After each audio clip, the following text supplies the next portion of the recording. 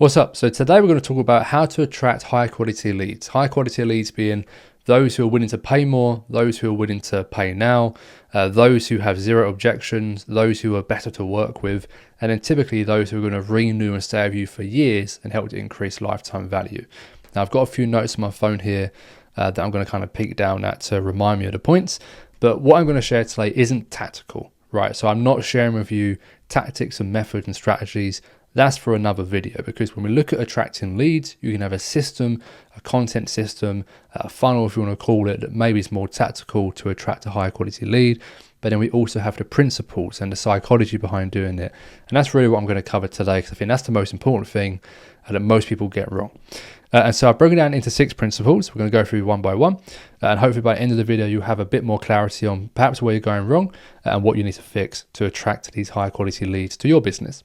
And so number one, I want to explain a concept called the sophistication pyramid.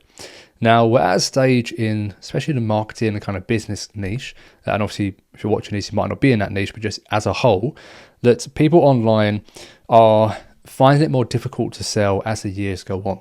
And the only reason that is because there's more and more people selling online. There's more and more coaches selling their courses, selling their programs, or whatever it is that they're trying to sell to people. And what happens is that people become more aware of the tactics that are used, more aware of the sales strategies, and there's more choice. So naturally competition increases, but buying decisions tend to then be dragged out because of the multiple reasons that I just said. And so one thing you can do to try to attract a high quality lead is to try to attract a completely different person than what you're attracting right now. And that might seem pretty straightforward, but people don't tend to normally sit down and actually figure this stuff out. So I want to give you a concept, and it's a sophistication pyramid. So I want you to imagine a pyramid. There's 3 levels to the pyramid.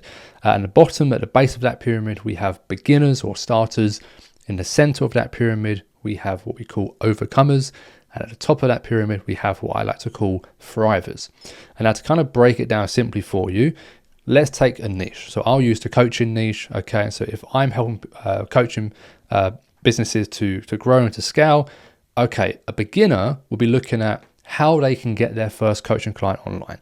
Someone who is overcoming might be looking at how can they scale from one-to-one coaching to a group coaching offer. And then someone who is thriving, they might be looking at how can they scale to multi-six figures, build a team, increase profit margins, increase lifetime value, and more things that someone in that position would care about. And so what happens is most people are making content in one of these levels. And typically, if you're not attracting the people you want to be working with, it's because who you want to work with is at a different level than the content you're creating, or let's say the avatar you're creating for. So if you find you're attracting people who have beginner problems, or they are beginners, or they're not really the best leads, then have a look at your content, because most likely your messaging is directed to that person.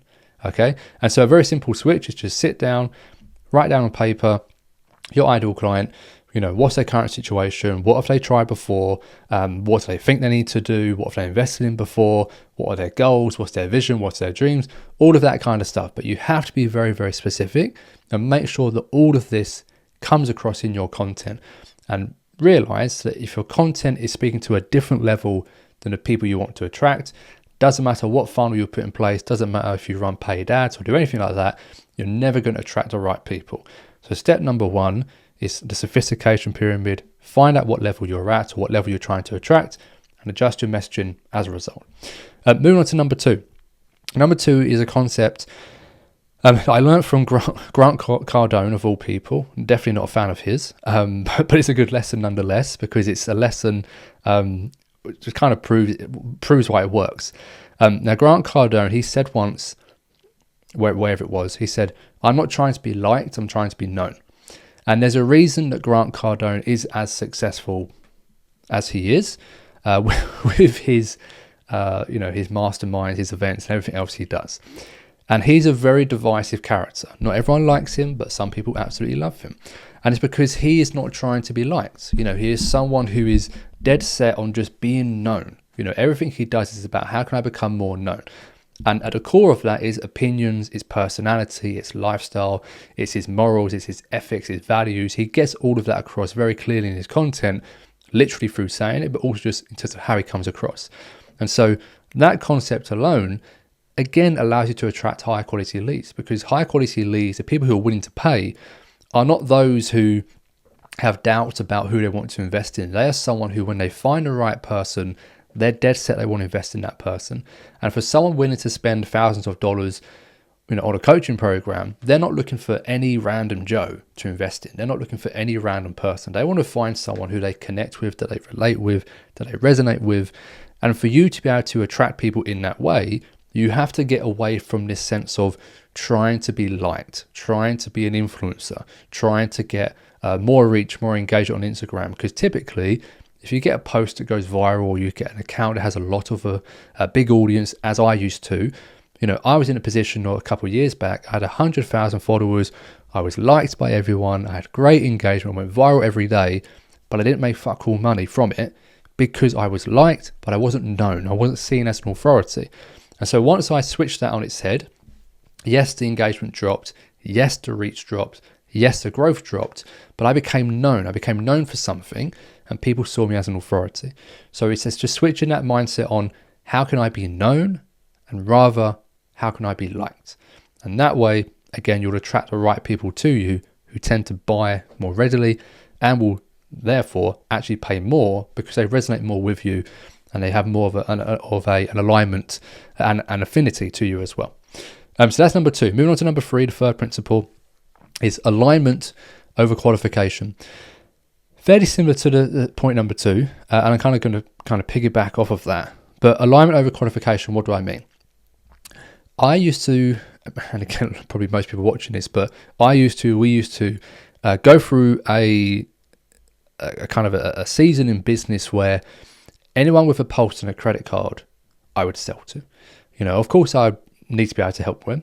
Of course, that's a given. But if they had a pulse, they had a credit card, and they had a problem I could solve, I would offer to help them, and I could help them make money, get them results, and it was amazing. But what happened over time was I would begin attracting people who were qualified and had the money, but again, they didn't align with me. They didn't share my values. They didn't resonate with me. They didn't resonate with my story. And therefore, I had a lot of objections I had to handle. I had a lot of no-shows on sales calls, had a lot of people pushing back, not wanting to jump on a call, people not responding and ghosting in the DMs, because you're trying to sell to people who, yes, on paper, you might be able to solve their problem, but energetically and in terms of alignment, they're not open to the help from you. They're open to getting help, but are they open to getting help from you? That's a different situation. And so for me, again, a big unlock for me was, how can I adjust my content? How can I adjust the way I position myself in a way where I'm attracting people who align with me? So you'll see with my content, I don't do it that often, but I do it as regular as I can do. You'll see me post about being married, right? I'm married to Liv. We've been married for a few years now. It's a big part of my life, big part of my values is finding a wife, finding a woman, and dedicating your life to them, right? And so that's something that I will share. Now, if you're a young single guy living in Dubai, out on jet skis, renting Lamborghinis or whatever, you might not resonate with me. Now, you might have a problem I can solve, but you might not resonate with me. That's why you won't buy from me. You go and buy from Iman Gadzi, right? Someone like that. And that's not like a hating type. That's just a reality. And that's not a bad thing. It's a good thing, right? You should buy from people that you align with, and you should work with people you also align with at the same time. And so for me, alignment over qualification made a massive difference. And it meant that I could attract people, and people would be ready to pay before I've even told them what the price is. I had a client join recently, obviously I won't say their name, and I have a waitlist process. My program isn't open all the time. And we was in conversation, and I said, well, yeah, cool, I can definitely help. I said, you have to join the waitlist. And he sent me a GIF, and the GIF said on there, something like, let me pay you, motherfucker. Something like that. Like, it was really funny, but it was basically, he was saying like, I don't want to wait, like, I'm ready right now. And it wasn't because he had any massive pain to solve. He's actually already very successful. He's not in like crazy need for help, but he's got massive alignment to me, to my values, to my lifestyle, to how I've done things. And he wants to build a business in a very similar way. And that alignment is what created the urgency for him to want to move forward. And so that's been a very powerful concept. So halfway, moving on to number 4 now, ideas over solutions. Now, we tend to fall into the trap that selling our programs, we believe that everyone wants a solution to a problem. And that sounds silly saying that. You're probably thinking, well, Harry, of course they want a solution to a problem. Yes, they do.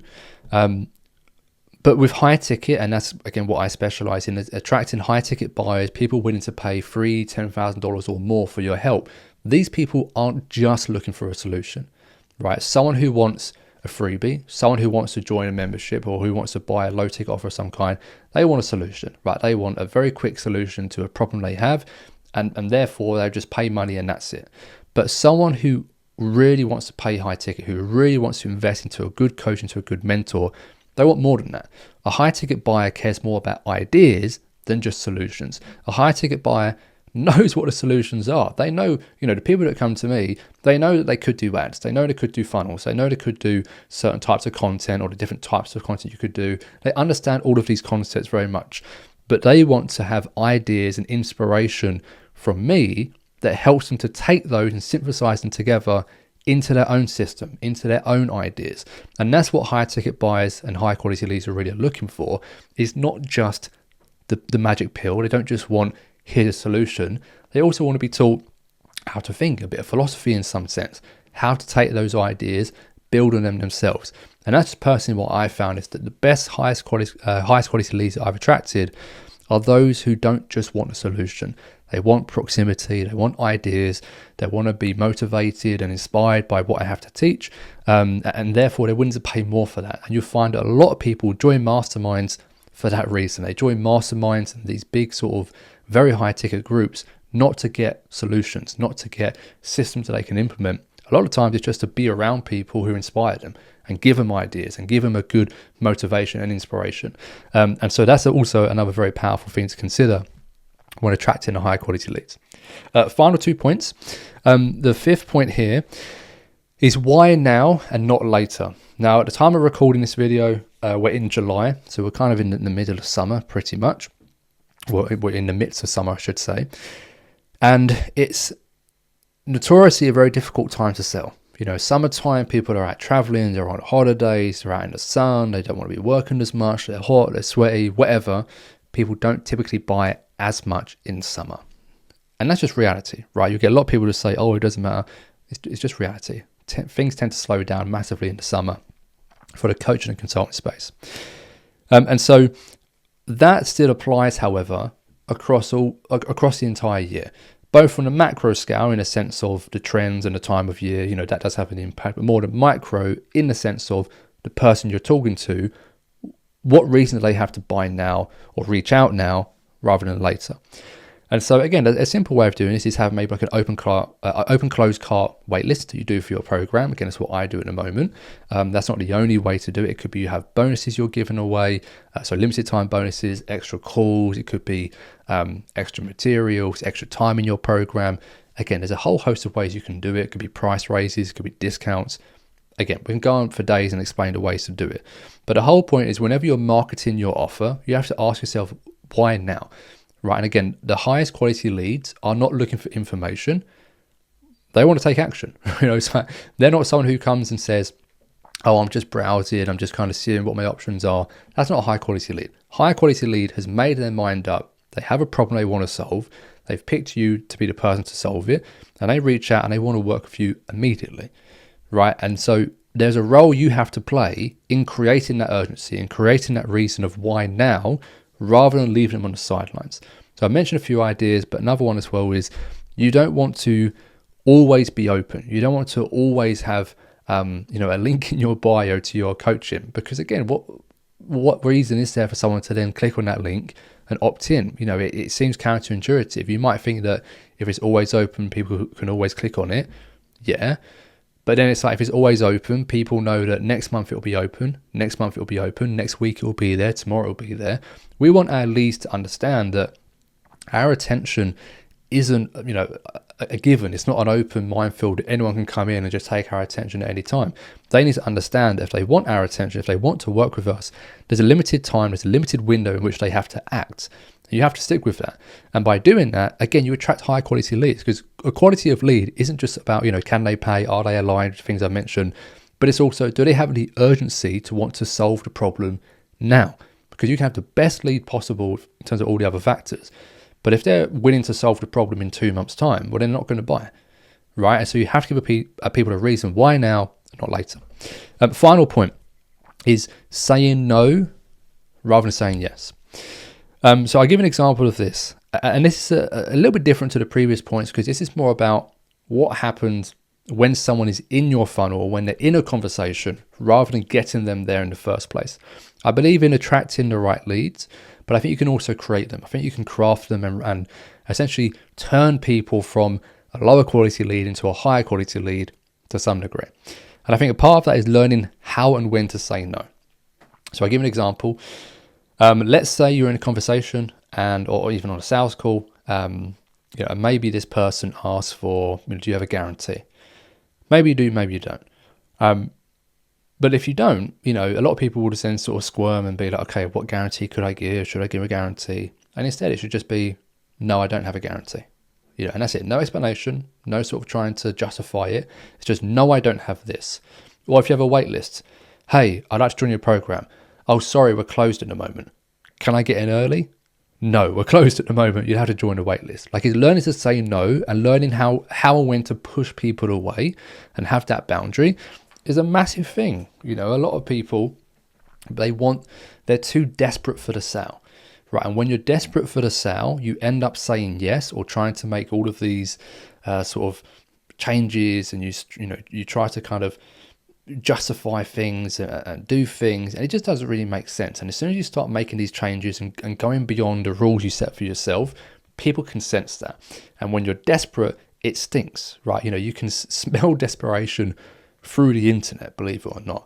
And so by having that very clear boundary, by saying to someone, no, I don't have a guarantee, or saying to someone, sorry, I'm not open at the moment, you have to join the wait list, whatever it might be, learning how to say no and having the balls to say no ultimately, and being able to push away that sale and extend that sales cycle. Again, I have found massively increases the quality of that lead, because that person, believe it or not, may have spoken with other people, and I can't tell you the amount of times that I've been on calls or I've sold in the DMs, which I do now, and someone has said to me, wow, that's the first time that someone said no to my money, right? And it's nuts to think that that's the case, but it's the reality, right? Is that there are so many people online now who want to sell all the time, right? And if they get a chance to sell, to make a sale, they're on it and they're pushing and they're selling as hard as they can. And so people have become very accustomed to that being the norm, right? To be sold to all the time. So for you, if you want to attract the highest quality leads, you have to not be the normal. You have to be different from that. And again, a simple way to be different is to stop being so hard in your sales. Learn when to say no, learn when to step back, learn that if you have your boundaries, that no matter how good that potential lead is, you stand by what you say, you stick by your point. Contract, discount, if you have guarantees, if you have whatever it might be, you have to stick to your word. And learning to say no is as powerful as saying yes, when it's used obviously in the right circumstances. And so all of these are very powerful. Just to very quickly recap the points, you can obviously go back and watch the video for the different points, just to pull up my list. If it recognises my face, there we go. Number 1, sophistication pyramids, the different levels I mentioned. Number 2, known, not liked. That's a Grant Cardone kind of lesson that I learned from him. Alignment over qualification, ideas over solutions, why now, not later, and saying no, not yes, all the time. And so I hope that was helpful. I'll do another video at some point soon with probably a bit more tactical kind of insight in terms of how to actually implement those things. But I want to give you guys something to think about. I think it's important to teach you not just the strategy, but also, like I said, how to think for yourselves. And that's kind of the sign of what a coach should be doing is, I don't want you to rely on me. If you were to buy from me, you need to learn how to do things yourself. You can only do that if you learn how to think as much as you learn how to do at the same time. And so hopefully that was helpful. If you want to see any other videos, feel free to DM me, comment down below what you'd like to see. But other than that, I appreciate your time. Thanks for watching the video, and I'll see you in the next one.